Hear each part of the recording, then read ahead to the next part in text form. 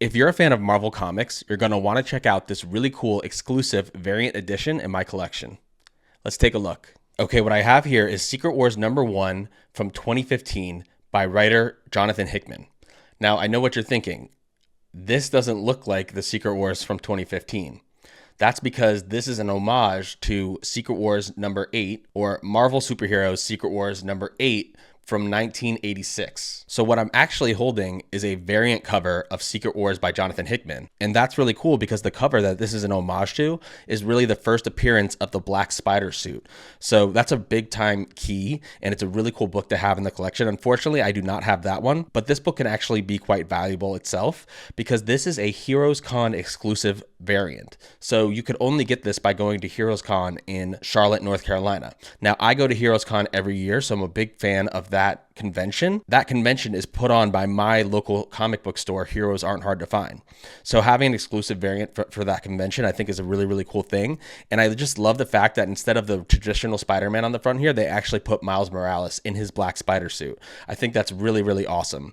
Also, this Secret Wars run by Jonathan Hickman was great. You get the Beyonders coming back. You've got Doctor Doom heavily involved. This is where you get the incursions, which they've talked about in the MCU and the Doctor Strange movie and some other movies, which I think is really cool. So a lot of stuff from the movies in this phase came out of this Secret Wars and Avengers run by Jonathan Hickman.